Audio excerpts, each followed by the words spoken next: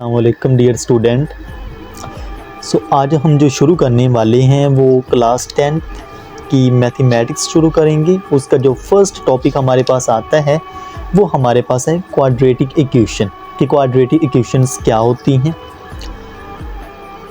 Basically हमारे पास जो इसकी जो जनरल फॉर्म है जिसे हम स्टैंडर्ड फॉर्म भी कहते हैं, हमारे पास ax² + bx + c = 0, ये हमारे पास क्वाड्रेटिक इक्वेशन की मयारी या स्टैंडर्ड फॉर्म है।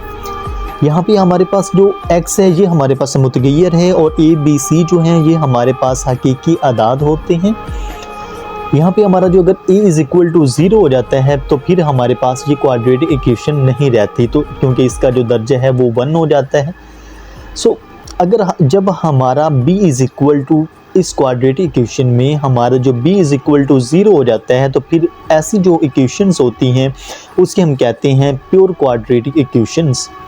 और प्योर क्वाड्रेटिक इक्वेशंस को हल करने के दो तरीके हैं, एक तर्जीह का तरीका है और दूसरा तकमील मरबा का तरीका है। अब हम इसकी एक्सरसाइज करते हैं। जो इसका पहला सवाल है इसमें हमने दो चीज़ें मालूम करनी है, एक हम इसमें मयारी form standard form of quadratic equation और दूसरी हम इसमें प्योर दो दर्जी मसवात या प्योर क्वाड्रेटिक इक्वेशन जो है वो मालूम करेंगे। अब स्टैंडर्ड फॉर्म और क्वाड्रेटिक इक्वेशन जो हैं और प्योर क्वाड्रेटिक इक्वेशन है वो हम कैसे फाइंड करते हैं। हमारे पास पहला सवाल है, इसमें हमने निशानदेही करनी है, बताना है कि ये क्वाड्रेटिक इक्वेशन है या फिर जो क्वाड्रेटिक इक्वेशंस की मयारी फॉर्म है या फिर ये प्योर क्वाड्रेटिक इक्वेशंस है।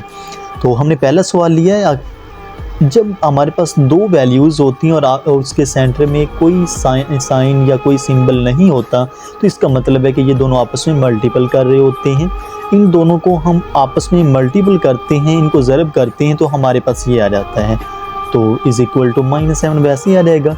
इन दोनों को हम प्लस माइनस करते हैं तो हमारे पास जो हमारे पास बाकी बचता है वो 4x बचता है और ये इस तरफ आके प्लस का हो जाता है। ठीक है, ये हम वैसे ही इसको लिखते हैं, इसको इसमें से जो है वो, क्योंकि ये माइनस का है और ये प्लस का है, क्योंकि इसमें से हम जो है वो सब्ट्रैक्ट करेंगे और हमारे पास जो है वो आंसर कितना आ जाएगा -14।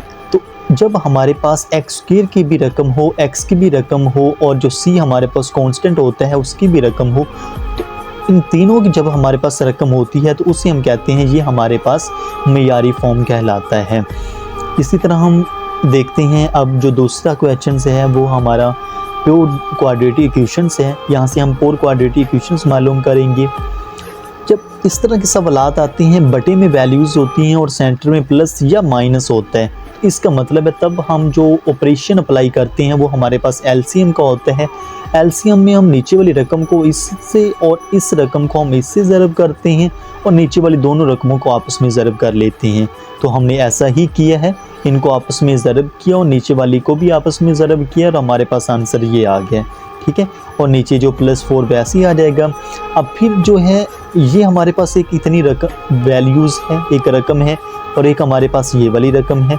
अब फिर इसका एलसीएम लेना है, क्योंकि हम जानते हैं कि जिसके नीचे कुछ भी नहीं होता उसके नीचे 1 होता है। तो 1 को इससे मल्टीप्लाई करेंगे इस होल रकम से और इस सारी को 4 से ज़रब करेंगे तो हमारे पास ये वाला आ जाएगा।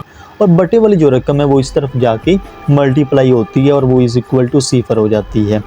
तो ये जो है ये प्लस का है, ये माइनस का है, तो ये आपस में कट जाएंगे। ये भी प्लस का है, ये भी प्लस का है और ये माइनस का है, तो 8 में से 8 निकाल देंगे तो वो सारा 0 हो जाएगा। अब यहाँ पे हमारे पास 4x² - 4 बचेगा = 0। जब हमारे पास x² की रकम हो लेकिन b जो है x वाली जो है वो रकम ना हो तो ऐसी जो हमारे पास क्वाड्रेटिक इक्वेशंस कहलाती है उसे हम प्योर क्वाड्रेटिक इक्वेशंस या प्योर दो दर्जी मसवात का नाम देते हैं।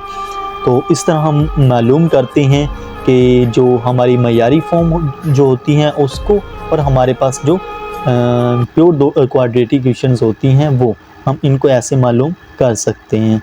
तो ये था हमारा आज का टॉपिक। अब हम नेक्स्ट सवाल में